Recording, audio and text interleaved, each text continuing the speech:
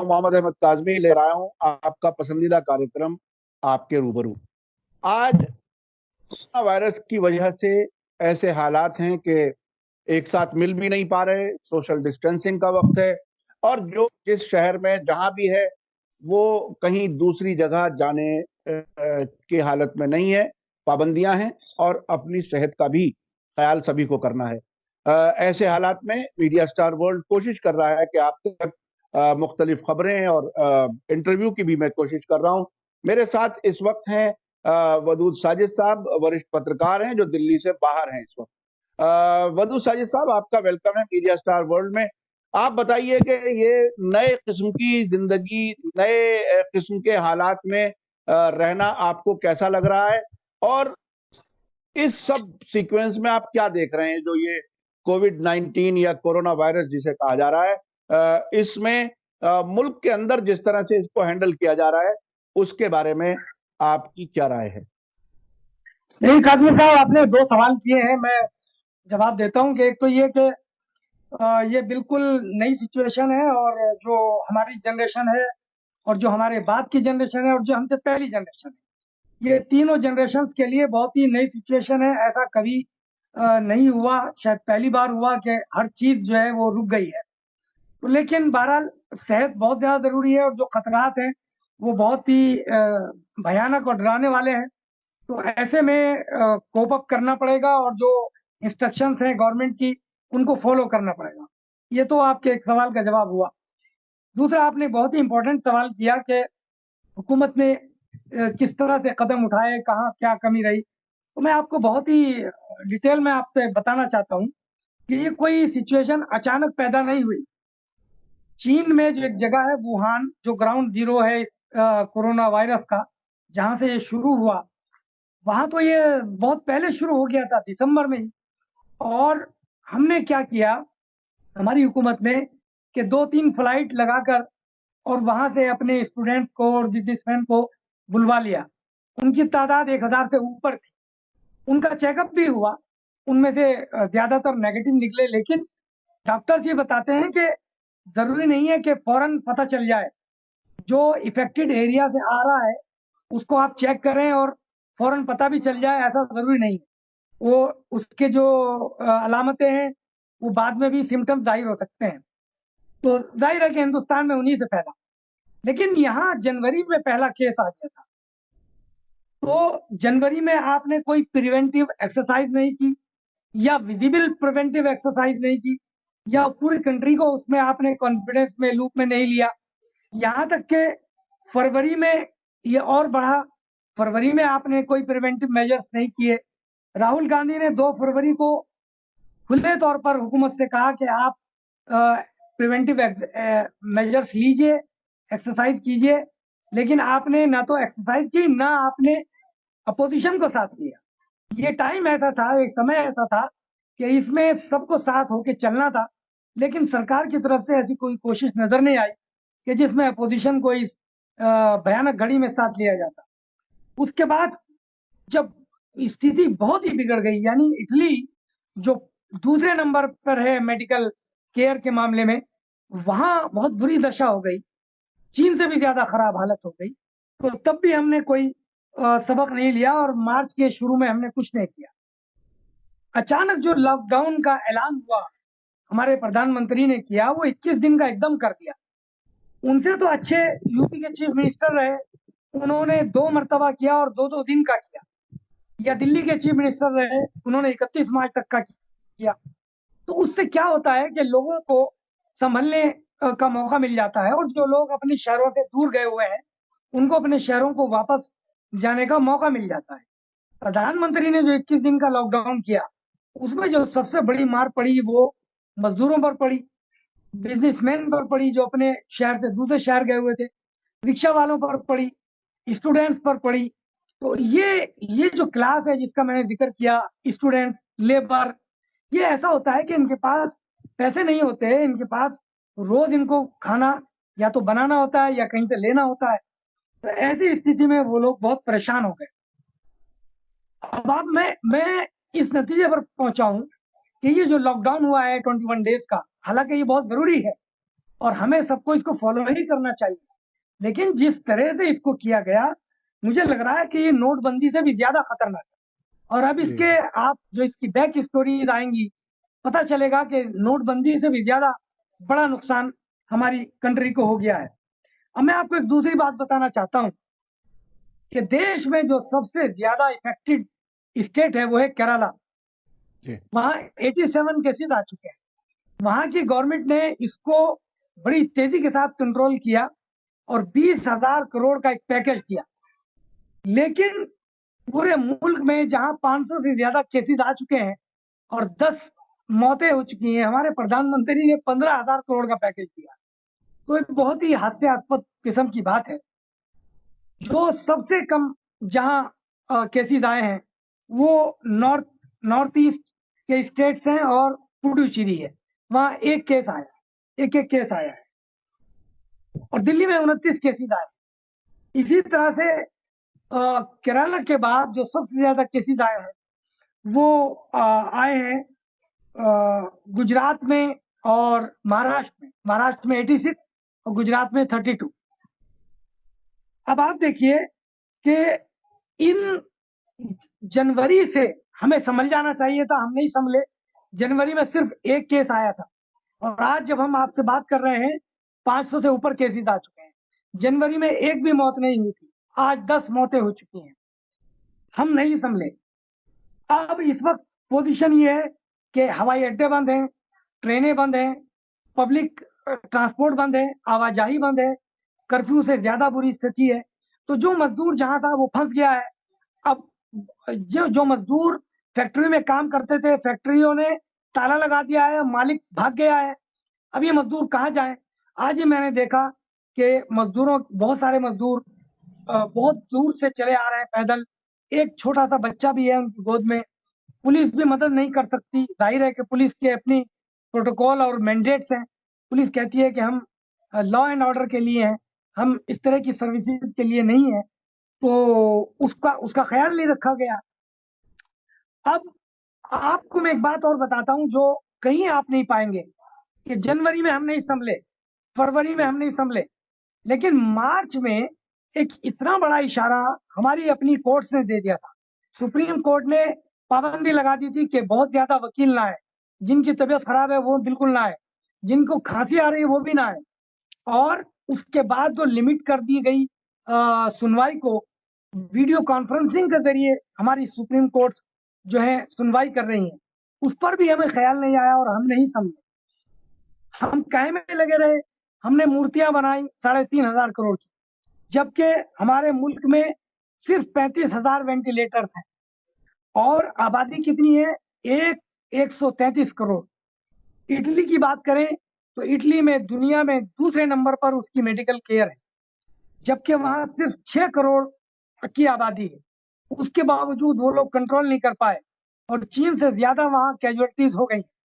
और अब तो ये हालत है कि सड़क पे जो मर रहा है उसे मरने दे रहे हैं, ताबूत तक नहीं है, यानी कॉफिन जो होते हैं वो वहां नहीं है। हमारे मुल्क में एक और बड़ी खराबी हुई जिस पर लोगों की तवज्जो नहीं गई और हमारी सरकार की तवज्जो नहीं गई। और हमारी सरकार किस तरह से उस पर तवज्जो हटाने की कोशिश कर रही है। मीडिया ने किस तरह तवज्जो हटाई कि मीडिया हिंदू मुस्लिम में लगा रहा, एनआरसी में लगा रहा, मंदिर मस्जिद में लगा रहा, सीए में लगा रहा, शाहीन बाग में लगा रहा। लेकिन मीडिया ने इस तरह तवज्जो नहीं दी कि हमारा जो ये मेडिकल केयर है ये इंतहाई कमजोर है। उसके बावजूद जो हमारी मेडिकल स्टफ है, यानी हमारे मास्क हैं, वेंटिलेशन हैं, ये एक्सपोर्ट हो रहे हैं बाहर। इस जी पर जी आपने जी एक्सपोर्ट पे पाबंदी नहीं लगाई। पूरी दुनिया ने अपने यहाँ मेडिकल स्टफ पर और मेडिकल एप्लियंसेस पर के एक्सपोर्ट पे पाबंदी लगा दी और हम उसको एक्सपोर्ट किए जा रहे हैं जहां बहुत बुरी हालत है। अब वो एक्सपोर्ट पे पाबंदी अभी प्राइम मिनिस्टर के अनाउंसमेंट से बस चंद ही घंटों पहले लगी। तो कितनी इनसेंसिटिवनेस है हमारे यहाँ। अब आप ये अच्छा, देखिए। आपने कहा कि सरकार ने कुछ नहीं किया। देखिए, एक दिन का जनता कर्फ्यू कराया, फिर शाम को तालियां बजवाई और बर्तन बजवाए पूरे मुल्क से। अमिताभ बच्चन जैसे आदमी ने ये कह दिया कि इससे कोरोना वायरस जो है वो मर जाता है ये वाइब्रेशन से। उधर मध्य प्रदेश में सरकार बना ली गई, एक सरकार गिरा दी गई। और जिस दिन लॉकडाउन का पहला दिन था, वहां ओथ टेकिंग सेरेमनी होती है जिसमें सैकड़ों लोग इकट्ठे होते हैं। तो सरकार की अपनी प्रायोरिटी क्या है वो उसने बताई है। लेकिन क्या अब जो इस वक्त सूरत हाल है, क्या आपको संभलती हुई नजर आती है? मुझे तो ऐसा अंदाज है, और जो जो एहसास हो रहा है वो ये कि हमारे यहाँ चूंकि मेडिकल फैसिलिटीज बहुत ही कम है, मास्क नहीं मिल रहे हैं नर्सिस को, डॉक्टर्स को अपने इक्विपमेंट नहीं मिल रहे हैं, वो अपने आप को भी नहीं बचा पा रहे हैं, डॉक्टरों को इन्फेक्शन होना शुरू हो गया है। तो ऐसी हालत में अब क्या रास्ता बचा है? अभी ये तो खैर है कि हमारे यहाँ उतनी बड़ी तादाद में नहीं है, लेकिन ये मल्टीप्लाई होने में ज्यादा टाइम नहीं लगेगा अगर हालात ना संभले। तो इसमें अब क्या पब्लिक क्या कर सकती है? सरकार ने जो अब तक किया वो आपके सामने है, और दुनिया सब देख रही। काजी साहब, इस वक्त देखिए, मैं दो सूरत हाल बड़ी खराब है। एक तो ये कि ये जो कोरोना वायरस है ये एक्सपोनेंशियली बढ़ता है, यानी कि 1 से 2 होता है, और 2 से जरूरी नहीं कि 4 ही हो, 2 से हम्म, 16, 2 से 32, 64 तक हो जाता है। तो उसी स्थिति, उसी उसी हिसाब से ये बढ़ रहा है।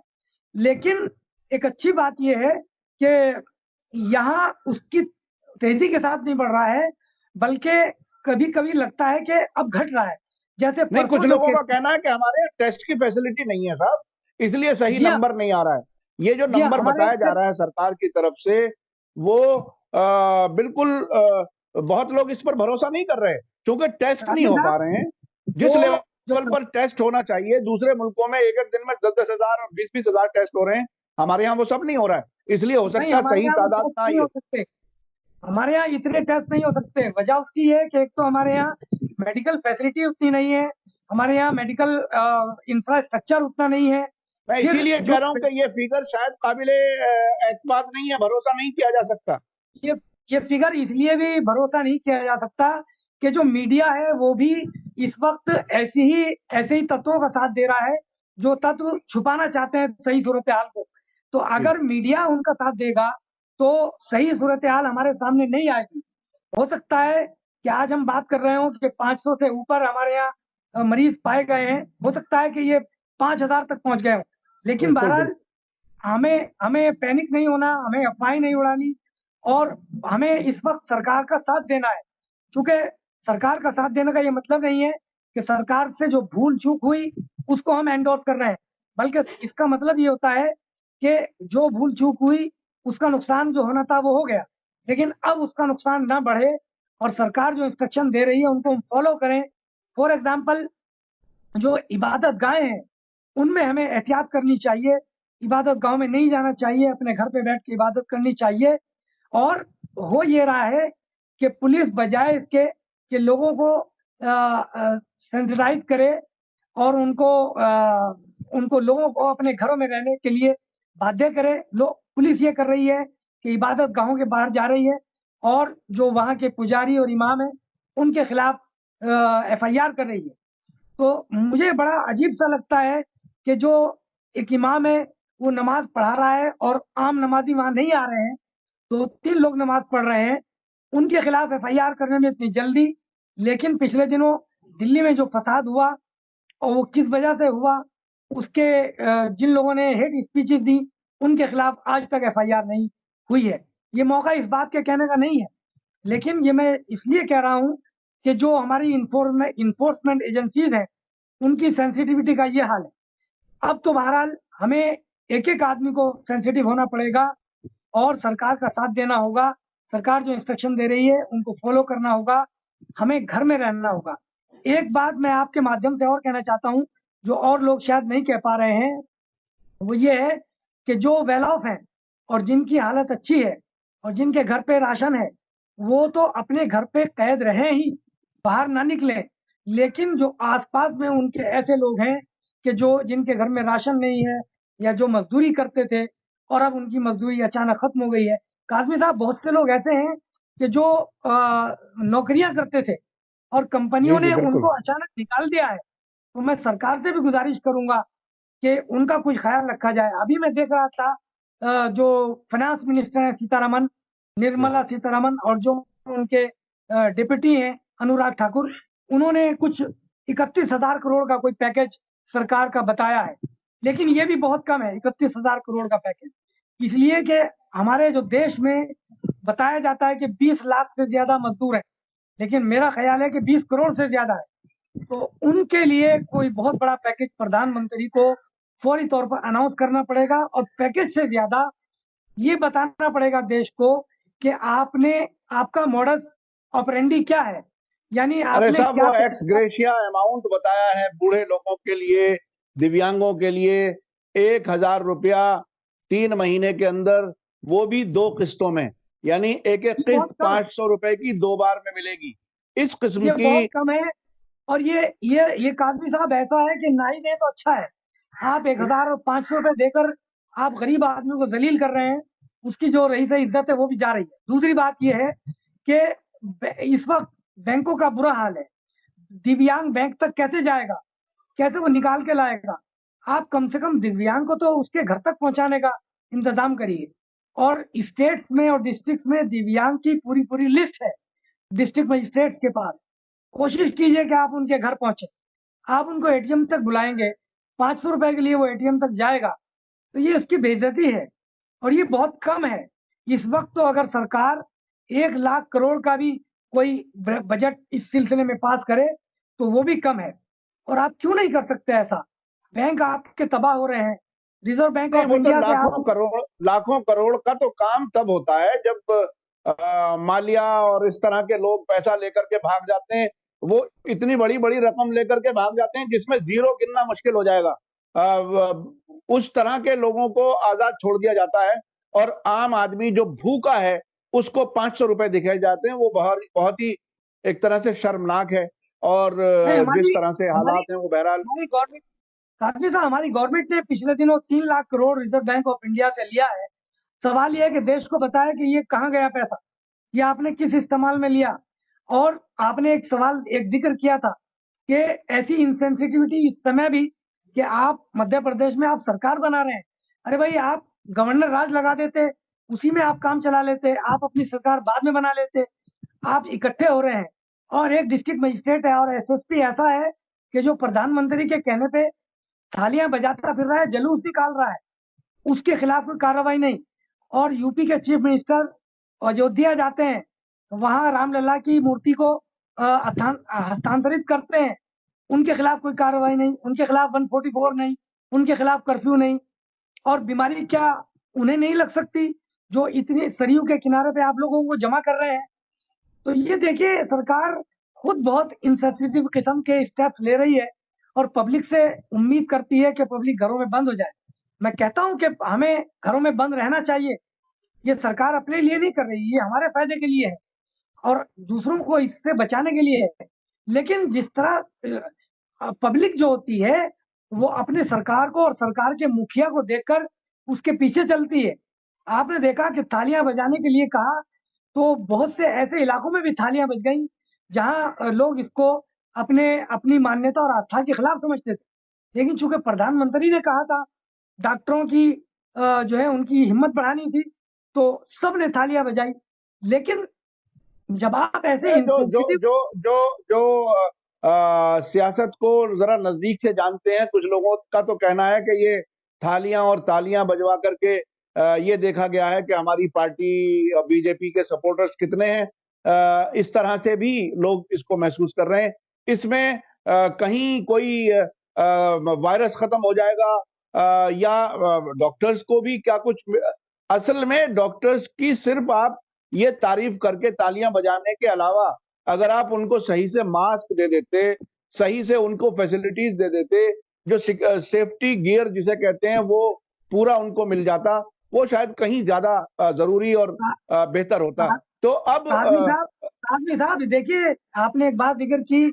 इस वक्त जो सबसे ज्यादा बड़ी जरूरत है डॉक्टरों के साथ अच्छे सलूक की, वो ये है कि डॉक्टर जिस अस्पताल में काम कर रहे हैं उसके आसपास ही कोई उनको सरकार रहने की जगह दे, उनके खाने पीने का ख्याल रखे।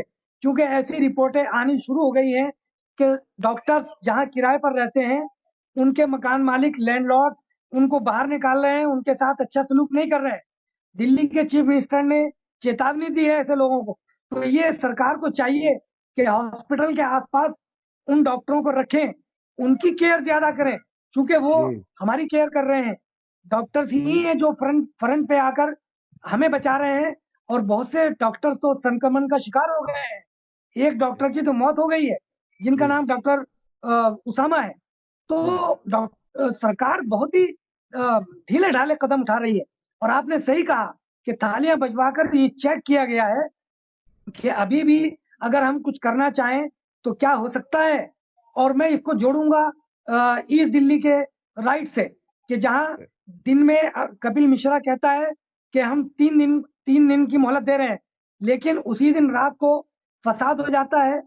आखिर इतनी तैयारी 1-2 दिन की नहीं हो सकती, 1-2 घंटे की भी नहीं हो सकती, कि जहां 16 मस्जिदों में आग लगाई गई है और हर मस्जिद में सिलेंडर पाए गए हैं। सवाल यह है कि ये सिलेंडर कहां से आए थे इतनी, और जितने मकानों को फूका गया है 100 से ज्यादा, उनमें भी सिलेंडर पाए गए हैं। पंखों से बांधकर सिलेंडरों में आग लगाई गई। ये सिलेंडर कहां से आए थे? तो सरकार को उसका पता नहीं है, लेकिन अचानक ये थालियां बजवाकर, आप सही कह रहे हैं, तो हो सकता है कि कोई अनहोनी के लिए चेक किया जा रहा हो, कि अगर हमें फिर कुछ ऐसा करना पड़े। तो सबको इसमें होशियार रहने की जरूरत है। हर आदमी को अपनी जगह पर, हर सिटीजन को, हर शहरी को अपने घरों में बंद रहें, लेकिन अपने आंख कान नाक खुले रखें। बहुत बहुत शुक्रिया मधु साजिद साहब, आपने मीडिया स्टार वर्ल्ड के लिए वक्त निकाला। हम लोगों ने स्काइप से बात की है, कहीं कहीं वीडियो की या ऑडियो की कहीं कोई प्रॉब्लम हो तो आप उसको नजरअंदाज करें। और हम अपने दर्शकों से भी कहना चाहते हैं कि मीडिया स्टार वर्ल्ड चूंकि हमारे पास एडिटर नहीं है, कोई आ नहीं सकता, लॉकडाउन है पूरी तरह से। मैं चूंकि अपने घर के ही एक हिस्से में ऑफिस बनाया हुआ है, तो मैं मुसलसल कोशिश कर रहा हूँ आप तक खबरें पहुंचाने की। इसी के साथ मुझे दीजिए इजाजत। नहीं, धन्यवाद, शुक्रिया। काजी साहब, आपको मैं आपके चैनल के माध्यम से, चूंकि कोई और चैनल ये बात पहुंचाएगा नहीं, मैं मस्जिदों के इमामों से ये बात कहना चाहता हूँ कि खुदा का शुक्र है कि मुल्क की 90% मस्जिदें इस वक्त नमाजियों से खाली हैं। नमाजी अपने अपने घर पे पढ़ रहे हैं। इमाम और मुअज्जिन सिर्फ मस्जिद में पढ़ रहे हैं, क्योंकि मस्जिद को बगैर नमाज के छोड़ा नहीं जा सकता। कुछ मस्जिदें अभी हैं, वो लोग भी होशियार हो जाएं। अब ऐसा ना करें, क्योंकि पुलिस उनके खिलाफ कार्रवाई कर रही है और वो हमारे हक में है। हम अगर मस्जिदों में भीड़ ना करें, और कल को चूंकि जुमा है, तो जुमे के लिए तमाम मुफ्तियों का फतवा आ गया है कि जुमे के लिए अपने अपने घर पे जोहर की नमाज पढ़ें, और जुमे के लिए मस्जिदों में भीड़ ना करें, मस्जिदों में जाए नहीं। बहुत बहुत शुक्रिया साजिद साहब, इसी के साथ मुझे दीजिए इजाजत। धन्यवाद, शुक्रिया। जय भारत, जय हिंद। मीडिया स्टार वर्ल्ड के और वीडियो देखने के लिए हमारे चैनल को सब्सक्राइब करें और सीधे नोटिफिकेशन पाने के लिए बेल आइकन दबाएं। और अगर हमारी खबर सच्ची और अच्छी लगे तो अपने व्हाट्सएप, इंस्टाग्राम, फेसबुक और ट्विटर अकाउंट पर ज़रूर शेयर करें।